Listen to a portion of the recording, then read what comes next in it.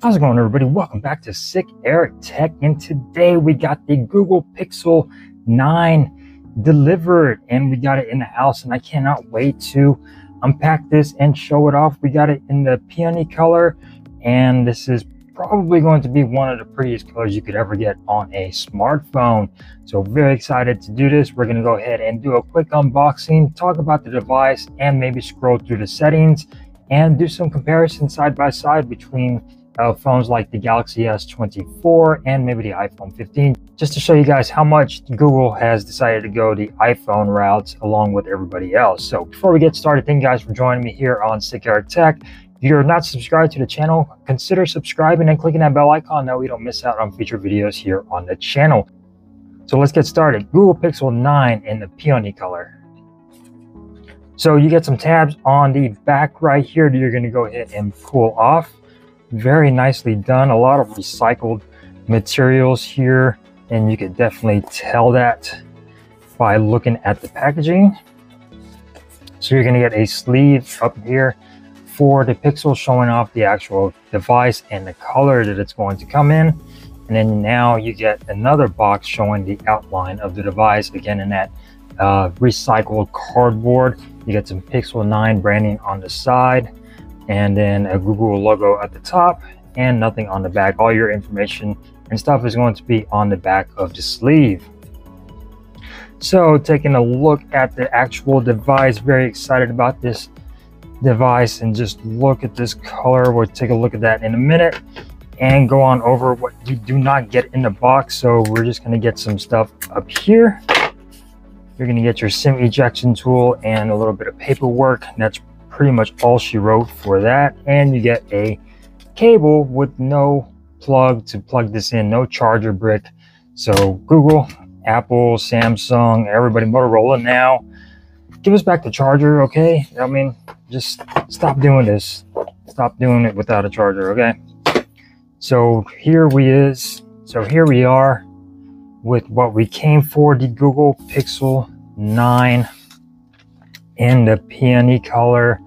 And my lord, I love that cold touch that you have with a metal frame on a device that's brand new out of the box. Taking a look at this color, looking very, very nice. Taking a look at the camera bar with that pink color. This is pretty much going to be a pink color, and I don't know if this is doing it any justice over the camera, but it looks very dark in the light when it comes down to this color. I cannot get over it. Alright, so here is maybe a closer representation of the color of this device. I went ahead and just went into Pro mode on my Galaxy S24 and toned down some settings. And yeah, this is probably more accurate to how this phone is going to look in hand when it comes down to the color of it. And I think it just looks absolutely gorgeous. Now, one thing that I do not like about this is the glossy back. I wish Google would just have given us a matte finish. But the side rails are matte compared to the Pro and the Pro XL, which are going to be a glossy fingerprinty silver. And let's go ahead and power it on and get some of the specs out of the way. So as far as the size and the dimensions of this device, is going to be 6.2 inches tall, 2.83 inches from side to side wide, and 0.33 inches thin. So it is a very nice, smaller, compact device. It weighs about 6.98 ounces, so almost 7 ounces. So it does feel a little nice and hefty in the hand, but not too heavy. As far as the display goes, you get a 6.3 inch OLED. They're going to be their super actual displays. 120 Hz, supports HDR10 plus, and gets at a peak brightness of 2700 nits compared to its bigger brothers to get 3000 nits. 60 Hz through 120 Hz, so you do not have that LTPO tech, which for me it doesn't really matter. It's 1080p by 2424. You get 422 pixels per inch on this display, and it does have an always on display. You do have Gorilla Glass Victus 2 on the back and on the front. And here is the welcome screen, and you could already feel that vibration on there, so it feels really, really nice. With the haptics on there, a little subtle bounce, so that is really, really cool. So taking a closer look at the device, you get your 2 cameras on the back. You're going to get a 50 megapixel main sensor with an aperture of f1.7, does support dual pixel PDAF, and does have laser autofocus with OIS. Your secondary camera is going to be a 48 megapixel ultra wide with an aperture of f1.7 as well, does support PDAF and autofocus. You do have 120 degree field of view with that ultra wide on the back of the camera. You can record up to 4K 60 on the rear. Front facing camera is going to be your pinhole camera up here, 10.5 megapixels, aperture of f2.2, does support PDAF, and you can record up to 4K 60 on the front as well. No 8K recording like its bigger brothers have, but that's quite alright. Nobody really uses 8K, or at least I do not. So let's go ahead and get this guy set up and walk on through it and go on over some more of the settings and the specs, shall we? Alright, so now we're going to go ahead and set up the fingerprint sensor, which is now an ultrasonic fingerprint sensor. We do not have a optical fingerprint sensor now, so that is freaking awesome. Now this fingerprint sensor is going to be fast, just like a Samsung device. So we're going to go ahead and just lift and then touch on this fingerprint sensor, and you get a nice haptic feedback on that as well. Definitely letting you know that it has been registered with that touch. And then let's go ahead and do another one, and then let's go ahead and do the same process over here. And you want to make sure you get the entire fingerprint on there, the tip of your finger, the bottom, the sides, etc.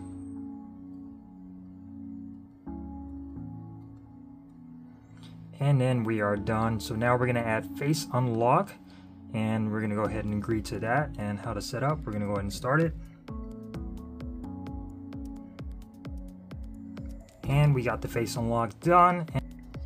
And let's go ahead and continue on with the setup on here, and then we'll go through anything that is noteworthy. And then we're going to go ahead and click skip for mobile network, since I do not have my pin in here just yet. And we're going to agree to use fingerprint or face to purchase stuff and copy apps. I'll do that later. And now we are getting all to the Gemini and your AI assistant. Going to let you know exactly what is on here as far as Gemini goes, and your apps that you need that are going to be installed and stuff like that for Gemini to work. So now we get our peace of mind, which is going to be car crash detection on here. We're going to get our Pixel Satellite SOS, crisis alert, and more in the personal savings app, safety app. And then we're going to go ahead and click continue. So now we're getting to anything else, which we're going to do our identify music through now playing. We're going to go ahead and turn that on. We're going to set up our always on display, turn that on. And as far as how things are looking on here, as far as the size of the text, we're going to go ahead and keep that normal and hit done, and review any additional apps that you want to install or don't install, which I do not want Google Docs. And here you could go ahead and go through some of the stuff that you do not want to install, which I think I'm okay with everything else. And then we're going to hit next, and we should be getting our phone ready. And we are all set into the device. Nicely done, Google, with that setup. And here we go with everything installing on here. And let's go ahead and do a walkthrough. So as far as some of the specs go and what this device is running on, it's going to be running on Android 14. Unfortunately, we do not get Android 15. It's going to come out in a couple of months though. Google just had to rush it with their release of the Pixel 9, I guess, to beat out Apple. So hopefully in October we should be getting Android 15. And we do have the Tensor G4 chipset on here with 12 gigabytes of RAM and 256 gigabytes of internal storage. Now that is the highest storage this device will have on here. Its bigger brothers will have up to a terabyte of storage on there, and 512. But the regular Pixel 9 is only going to go up to 256 gigabytes. And that is UFS 3.1 storage on here as well. No micro SD card supports. The GPU is the Mali G715 MC5, And like I said, Google Tensor G4 chipset on here. You get 7 years of OS updates on here, so that is insane. But mostly nobody's going to keep their device for that long, for 7 years. So more than likely it'll be helpful for whoever else gets the device after you if you decide to sell it. So there you go for that. So as far as everything else goes, you do have stereo speakers on here, which is fantastic. And you get Wi-Fi 7 along with Bluetooth 5.3 on here. And it does have USB Type-C 3.2. Like I said earlier, fingerprint sensor is going to be ultrasonic. So let's go ahead and see how fast that goes. Boom, really fast. Fingerprint sensor, way better than the Pixel 7s and the 8s when it comes down to that. And you also do get facial recognition, boom, so that works out just fine on here. Really fast on the biometrics. I'm excited about that. Pixels have been known to have horrible fingerprint sensors, slower than most, and things like that. Now we get it ultrasonic just like we do on Samsung devices. But we do have the new weather app on here, which is absolutely pretty cool. You have all your different sections. You can rearrange these if you want to have, you know, things more up top or at the bottom, depending on which ones you prefer. You get a little description of heat advisory. It's very freaking hot here in Texas, so there you go for that. Battery on here, 4700 milliamp hour battery on the Pixel 9. It does have 27 watt wired charging, and you can charge 55% from 0 to 55 in 30 minutes. So that's actually pretty good. You get 15 watt wireless charging, but you have to have the Pixel stand to get those speeds. Otherwise, it's going to be 12 watts if you use a regular charger on here. You do get reverse wireless charging, so that's really nice. The colors this guy comes in is Obsidian, Porcelain, Wintergreen, and Peony, which this is the Peony color. And the regular Pixel 9s come in the more vibrant colors, while its bigger brothers come in the more muted colors. So I definitely had to go for this color just because it looks absolutely gorgeous. And all of that, now you go into your wallpapers and styles. So here you could customize your always on display and your lock screen wallpaper, which definitely helps out for the customization of this device and to make it yours. And you could also change up the colors of the lock screen and your wallpaper, and then you also have more lock screen options, dynamic clock, and everything like so.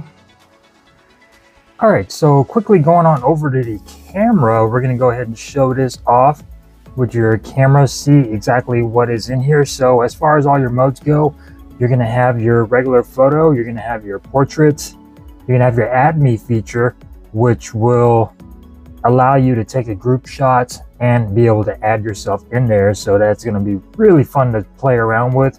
You have your long exposure in here as well, and you have your action pan on here as well.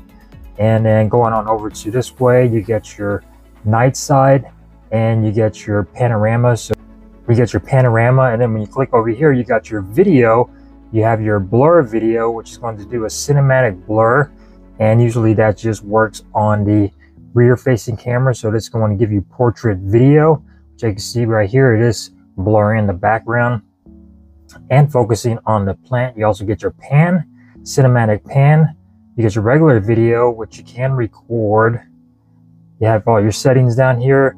You could adjust your exposure and your white balance and etc. You could also switch it around if you want to switch it around, just like so. And then you get your slow motion and you get your time lapse on here as well. So as far as video goes, you get your ultra wide, you get your 1x, you get your 2x, and you can go all the way up to 7x zoom when recording video. So that's really nice. As far as your camera goes, for this version, you get your ultra wide, you get your 1x, you get your 2x, which actually still looks really good. And you can go all the way up to 8x zoom. And let's see how that looks using that 50 megapixel camera. And actually looks pretty good. You can see some little details and a little dirt inside the little plant. So actually pretty good for the zoom capabilities, despite not having a telephoto lens on here. That is going to be really awesome. You go into your settings over here. You could adjust your night sight to have it auto or on. And you could also do your top shot on here as well. You could do your full image or 16:9. You go into full settings on here what I like to do is go on your guided frame, and I like to turn on my grid, which is going to be a grid. Will actually, and what I like to do is turn on my grid, which is going to be a 3x3 grid on here. You can also save selfie as previewed. You get your video stabilization on here as well, audio zoom. So when you zoom in, it's going to zoom in on the audio. And this is what I was looking for right here, was to take off efficiency videos. It's going to do your videos in HEVC mode, which kind of annoying, just because it is annoying to edit this on some video editors that I use. So I always have to turn that off. So yeah, there are for your video, you're going to have all your settings right here. You're going to have your flash on and off. You can do your 4K. Goes all the way up to 60 frames per second. HDR10 is going to be available, which is going to be your HDR bit, which is going to be your 10-bit HDR is going to be available, but only in 30 frames per second. Your video stabilization, you do get different options for locked. When you want to lock on an object, you get your standard, and then you're also going to get the other version on there for running. Your macro modes on here, and your speech enhancement modes on here as well. And then of course you go into more settings, you have everything on there for all your camera settings.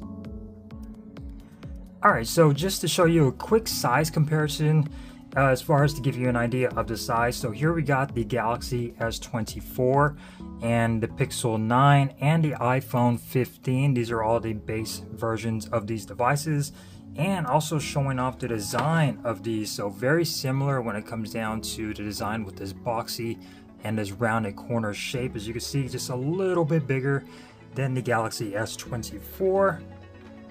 About the same in thickness, except the Galaxy S24 does have that matte finish on the back. But as far as the design goes, there you go for that. But yeah, very similar with this whole boxy design for these devices. And here we go for the iPhone 15, which does have a matte finish. So thank you, Apple, for that.